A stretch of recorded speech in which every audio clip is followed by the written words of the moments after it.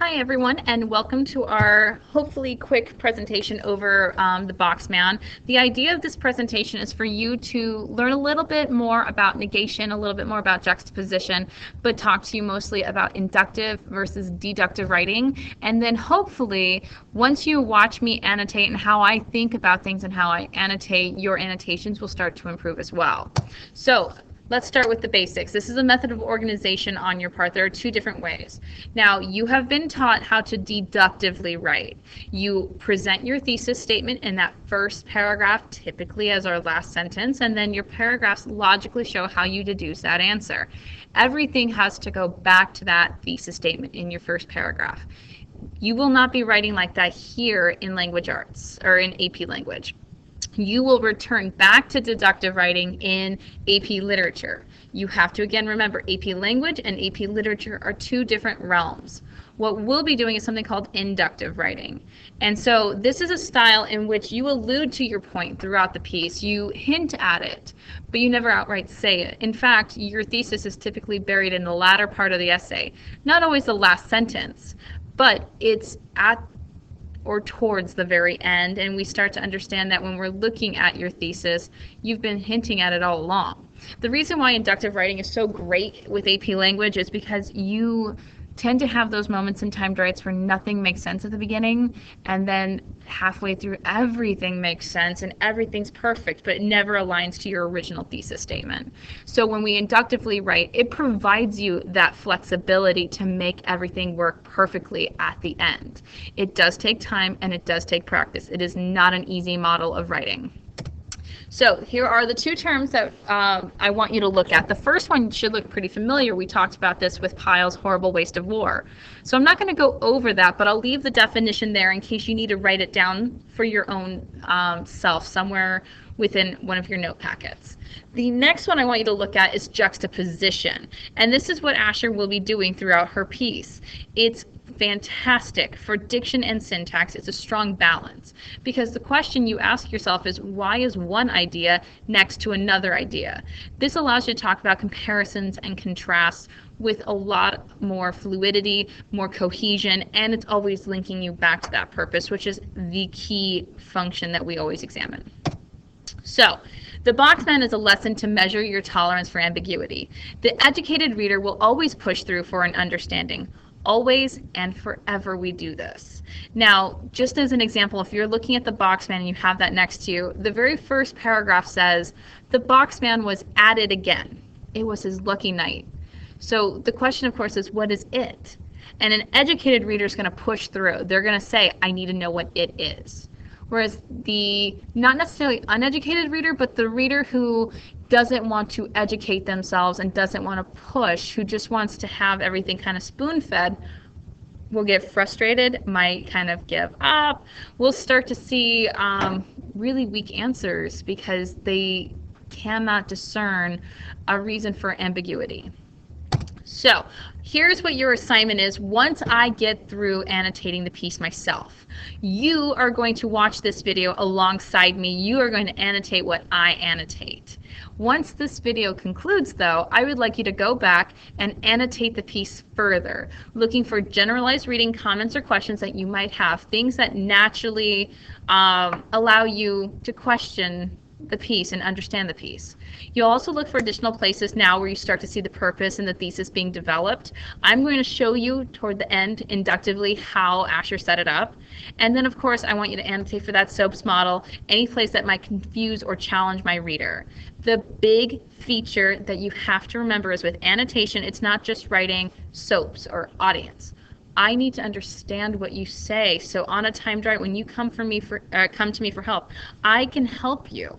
If it just says ethos, I have no idea what you're trying to prove. Is it a good thing? Is it a bad thing? Are they building credibility or are they destroying it?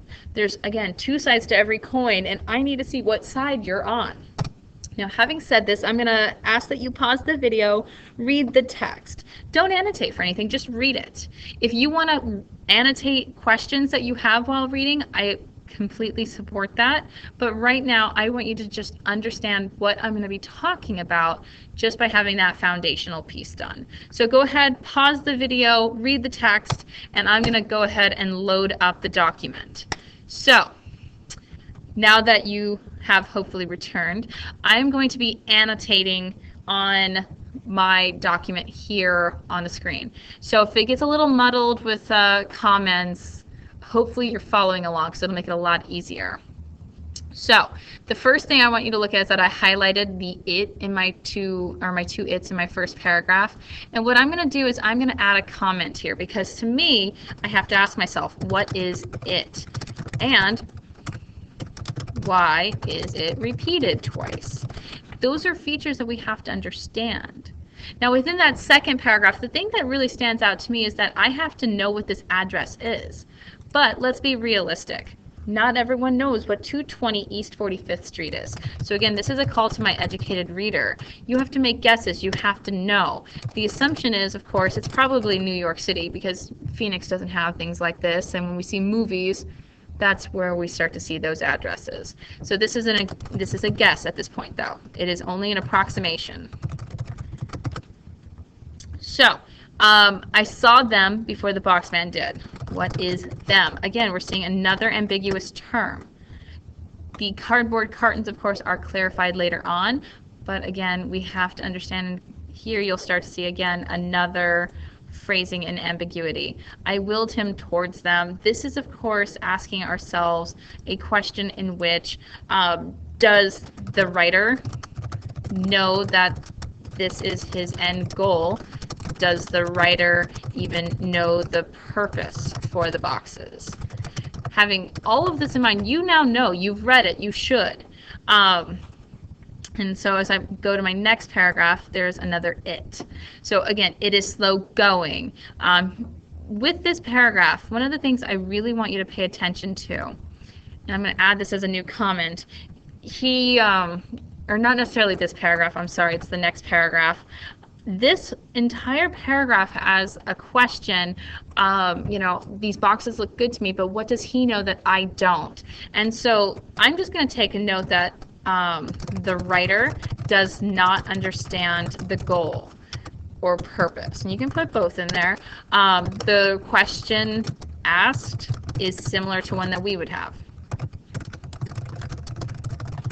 Having all of that done there, we also can understand that the boxman is judgmental. Wow, spelling issues, is judgmental. He is strict and intent on finding the right box. And this seems so small or insignificant to us, but to him, obviously, this is something big. So the next paragraph, the one thing I kind of want to draw your attention to is, again, this term grand design. It sounds like artistry, and it's just finding a series of boxes and structuring them the right way. And what you see is towards the end, he creates a chair. He literally builds a chair to sit on. Now, the chair he builds, it looks like an easy boy, like a reclining chair. And so when we look at this and we start thinking about it, what do we want to ask ourselves? And so the question I always ask myself is, why this sense of familiarity? We all have these chairs. We all know what they are. We've seen them or we've been in them at some point in our life. And so why create this in such an awkward environment? Keeping in mind he's homeless, so that would be my awkward environment. So as we progress, he then reads the newspaper. He's reclining back with the Wall Street Journal or the Daily News, and is kind of relaxing. So here, this little section right here, that's just what the boxman did, except he touched his fingers before turning the page, something grandmothers do. One thing I want you to note here is that this is that shared value concept. We all can visualize an older person doing this, and so this is common ground for us. when we think about it, when we talk about these concepts, it's definitely working there. And this is where you're going to start to see things get muddled. It's all on that right-hand side, and I apologize. I'm going to do my best to let you guys see it. If you ever need to pause, go for it. I understand. Now, our next paragraph, it says, one could live like this. And this is that ambiguity, but this is now the confusing part. One could live like this. This person is homeless. No one wants to live like that. If we have our options, this is not what we want. So this is not a lifestyle choice many want or choose. It's usually forced upon them. And that's something we want to add in there. This is not a lifestyle many would want or choose. This is a lifestyle typically forced upon someone. And this is part of it. I'm hinting at that. You didn't make this choice. And on that second page, we start to see people who didn't make the choice in a different light. So this whole passage right here about the boxcar children, I'm not going to focus here, but I am going to focus on this. This is a name that should be slightly familiar. Thoreau is a writer that you'll even be reading in the spring semester. So this, again, is calling out that educated reader. The idea is we need to know that you should be thinking about them. You should be interacting. And again, he references Thoreau one more time down here in this next paragraph. I'm going to scroll down here to his is a life of the mind. And so this is a passage, or this little excerpt right here that I've highlighted, is what I want you to think about. His appears to be a life of misery. It is of his choosing. And so is it a life of misery to me, or is it a life of misery to him? And that's really the question we have to ask ourselves. To the writer or to the boxman. And so you're going to start to see I have to distinguish between many parties that are involved. Here you're going to see that they reference the mayor, and we have our understanding of where the mayors come from.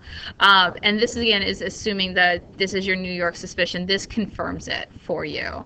And so right here, why is it still in highlight mode? Why is it not? I don't know what it's doing at this point. This confirms our New York suspicion. So this gives you a location. Let's go on to the backside of your handout. Now, one of the things that we'll talk about is this. He is not to be confused with the lonely ones. This right here is starting to build to it. This is my juxtaposition. There's isolation, and then there's loneliness. So I'm going to go ahead and highlight this and start getting you to see that concept. Isolation versus lonely. One you choose, one is forced upon you. This next idea, or rather lonely versus alone, I'm going to add that as well. This lady talks about this really sad old lady who's at a shop, and she's eating, and she takes her time. Everything. She literally breaks apart everything. And then there's this horrible question of what will she do? And this question is designed to elicit a response. She is alone, not by choice. The boxman is. And one of the things, if you even think about it, he ran from the mayor. He wants to be alone. He wants to be left alone. Now, the next paragraph, we talk a little bit more about this woman and just builds this whole story. This is all right here. This is all an assumption about her life. We don't know if this is true. We have no verification. There is no proof that any of this is real. And that includes the boxman, of course. But I can watch someone in a deli eating soup really slowly, but now talking about Christmas cards from employees, these are all the parts that I'm really looking at. These are the details that could be false.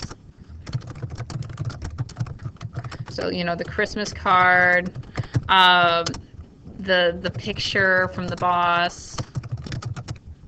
Those are the pieces I'm looking at. You have to discern some of those other concepts. So let's look at this final column. The boxman welcomes the night, opens to it like a lover. That has difference here than the woman who sits in the soup kitchen alone for so long. He knows that he's alone, but he's embraced it. And so a tone shift, if you would. It's a tone shift in which suddenly there's ownership. Ownership over loneliness. So as you progress, it starts to really kind of hint at that, and you're going to see here I have a little bit of the not for him, not for him, not even for him. There's a little bit of a repetition here that they're really trying to bring into concept. And right here I start to see a little bit more of this purpose being developed. The boxman knows that loneliness chosen loses its sting and claims no victim. If I'm not choosing to be alone, if I want to be a part of things, it hurts when I'm not included. But if I've openly accepted that I'm alone, it doesn't hurt me anymore. He claims that ownership, and because of that, he's happy. And in fact, if I were to compare him to the lady who has family at that soup kitchen, where she has so much more than him, it changes. That juxtaposition, that comparison, this idea next to that idea, it really starts to hone in on my thesis. This final paragraph, or the second to last paragraph, I should say, is one I want you to look at. He goes through a system. So the first half of our lives, and I'm going to bold this for you, and I'm going to explain it by adding a little bit of those comments. So we're organizationally doing something unique. He's talking about organizationally structuring an argument regarding how we replace things. So we're small, we have our imagination, and then we replay dramas, and then as adults we try to find love. And all of this is saying that we constantly are moving forward, we're constantly replacing. There is never an escape, and so we're always alone. We are always, always, always alone. And when we're not alone, we try to replace it with something else, and we try to move forward. Now, the final thing that we'll look at, Anna, Ophelia, Emma, and Juliet. I'm not going to put all the comments in here, but just so you know, these are all literary martyrs. This is Anna Karenina, which you may know, Ophelia from Shakespeare, Juliet as in Romeo and Juliet, also from Shakespeare, and then Emma is Emma Bovary. It's Madame Bovary from Flaubert. All of these women committed suicide typically because they were out of control. They were alone, and they were doing things, different actions, to try and find some form of solace. And so this reference, and the only reference I'll put here, is that these are literary characters. Again, asking for my educated reader. The concept with the Anna, the Ophelia, the Emma, and the Juliet, loneliness does hurt. And when not controlled, has a predictable and unfortunate result. The boxman's not like them. He's owning it. He's controlling it, and he's happy. And so when we end this, we find solace and a friend in our own voice. One really could do worse than be a collector of boxes. You could be the lady at the soup bar breaking saltines until they're totally non-existent little pieces. So there is a worse thing that you could be. And that is what we start to look at. I'm going to add one more comment here. And so this is not my thesis, but it's linked to my thesis. So I'm just going to say that. Again, through juxtaposition, we understand the difference of being lonely versus being alone. Homeless is not so bad in comparison if you can tolerate the isolation. And it's not necessarily homeless. I should probably, and I will actually, I'm not going to say it's homeless, but I'm going to say it's being alone. And I'm going to add homeless boxman, just so that you can, again, understand that he has a difference. He has something a little bit that is not the same as that woman. He's chosen it. He runs from people because now he cannot be hurt. He's the most protected person out there. Unlike our Anna, unlike our Ophelia, unlike Emma or Juliet, he's safe. safer than any one of us, and there's this sense of familiarity that he can still build a lazy boy out of boxes and be happy. It's such a simple thing, and he doesn't have to rely on his happiness from anyone else in this world. And so that hopefully helps you understand a little bit more about the box man. I'm going to put this up as the final slide, just so that you have this available. Remember, this is what you're now going to do. I've walked you through it. I'm hoping you understand it much more so now than you did when you first looked at it. You're going to go back through and again add those generalized reading comments or questions, just things that you should naturally be doing. Look for places where now the purpose has been developed on that first page. I showed you more on the second, so I should start to see a little bit of blending of my comments and yours, especially since I want you to look for that inductive model.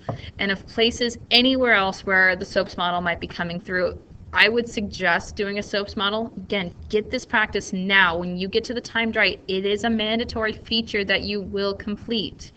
It is helpful and it is goal driven to making sure that you're successful. It's one of those steps that I know frustrates you, but it won't frustrate your grade. And that's more important to me than anything else. So having said that, I hope this helped quite a bit. And I'm going to leave you guys for the night. So I hope everything works out. See you guys tomorrow.